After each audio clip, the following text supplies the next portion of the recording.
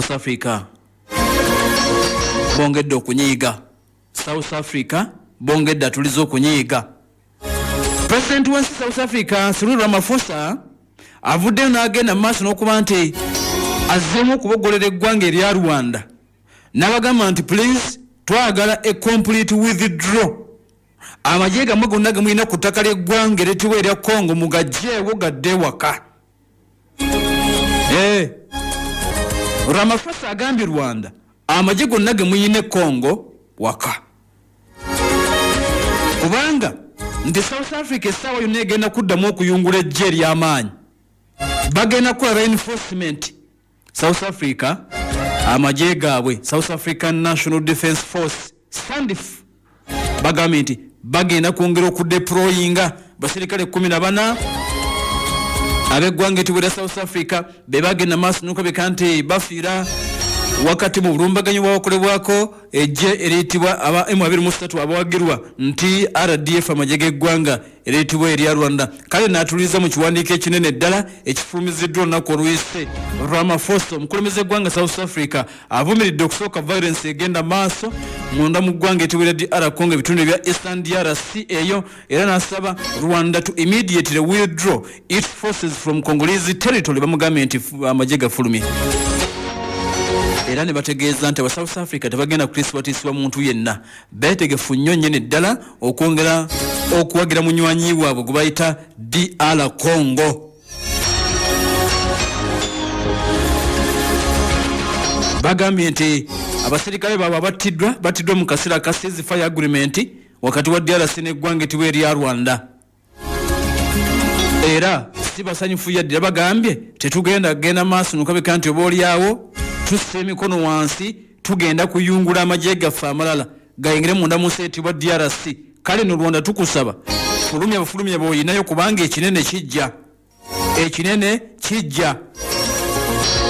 Ramaphosa akigumiza n'agamba nti amagye gaffe aga South Africa tegagenda kuretreatinga okuva munda mu ggwanga etibwa erya Congo. Tugenda kwongera bwongezi byakulwanyisa n'abasirikale tugenda kudeployinga under amagye agayitibwa DRC Southern African Development Community Mission in the DRC.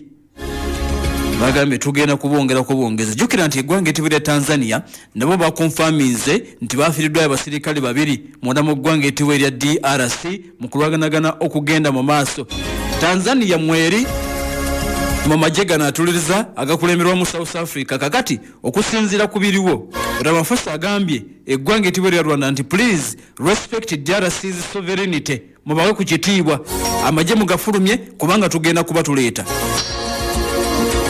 Kakati tetumanyi kigenda kulabika nti obulawo kiddako, naye nga gye bavuddeko omukulembeze eggwanga erya Rwanda President Paul Kagame Otagambwa yavaayo n'ategeeza nti bali ready for confrontation bwe kiba kyetaagisa okufaafagana eggwanga erya South Africa nti bo bali ready beetegefu nnyo okuba nti bakikola.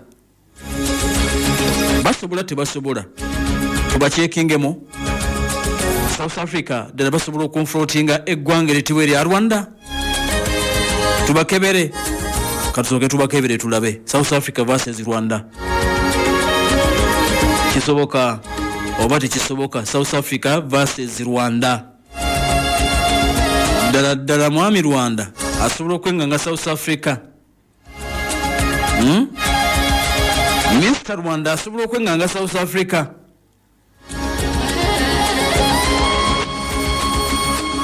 Ataddeko ekkulero omuntu wa bulijjo Pal FM.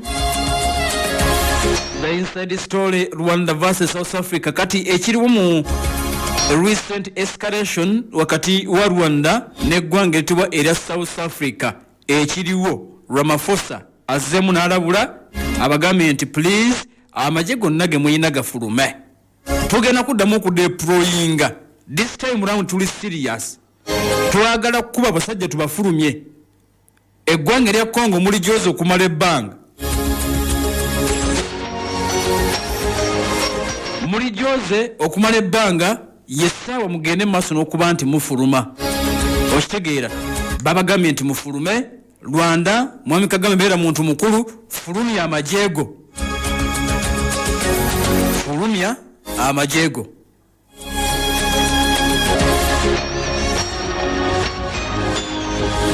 eggwanga neryo erya Rwanda ne mawanga gasinga okuba amamaanyi ag'amagye mu nsi yonna tebagenda maaso nokuleka nti ibole balankengebwa.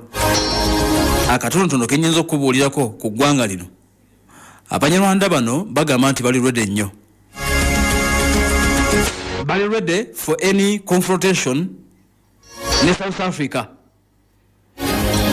Air Force, Specialized Republican Guard n'amagye gabwe gennyini Rwandan Army bagamba nti tuli beetegefu.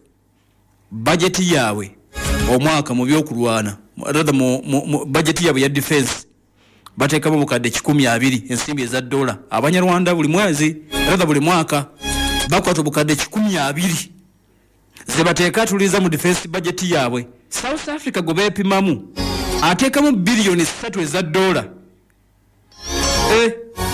Ateekamu billioni 3 eza dola. Basirikale emitwalo 310 saidi ya Kagame naye nga bali atuliriza emitwalo 310 nti bali organized nnyo basirikale ba Kagame, specialized units omuli ba commandos ne ba special forces. Amagye ga Rwanda gamu ku majja ampuliriza agasinga okuba ne training ey'ekika ekya waggulu ennyo mu Africa. Okitegedde abasirikale ba Rwanda bamu ku basirikale si bangi naye nti bamu ku basirikale nga bali trained nnyo. Ayina ba commando ne special forces basinga kutendekebwa mu ggwanga lya Isirayiri nti era enwana y'abasirikale bano y'Abayisirayiri bakomando ba Kagame. Si musajja mwangu nti amajege gali basajja balina obutendeko bw'ekika ekya waggulu ennyo. Training ya mu Isirayiri. Kakati mbagambe nti South Africa ate bo batunulidde ku side endala. South Africa gwanga bwaguuga abateekeramu ddala ssente empitirivu billioni 3 singa lubeera lutalo nga lwakuwangaala, kitegeeza nti South Africa esobola okuluwangaalamu okusinga Rwanda. Kale entalo tebazipimira kwani munene, naye ku pepa South Africa munene nnyo nnyini ddala. Ku pepa niwankubadde ng'entalo oluusi tebazipimira kwani munene ani mutono, kubanga bulijjo wabeerawo surprise. Ojjukira mu America e Somalia, ojjukira mu America e Vietnam, ojjukira mu Russia mu Afghanistan. Wonna atuuliriza ebyaliyo byali against the odds. Mu Vietnam e Somalia America nga bamuyisa bubi, n'omu Russia nga bamuyisa bubi, mu Afghanistan mu myaka gy'olukumi eyo. Kakati bwe bityo bitambula naye nga Rwanda n'eggwanga tibere South Africa ebigambo bikyali bingi, buli omu abiweereza munne. Agaliwo gategeeza Ramaphosa abagambye nti tugenda kwongera okudeployinga, mubeere bagezi mufulumya amagye gammwe eggwanga lya Congo. Gwe tunaasangayo ojja kuwulira nga babitambula. Tukoma watuliza mu ssaawa ey'okubiri. Kankwanjulire Mende Kalema Memorial Secondary School, somero lya Dene Boarding.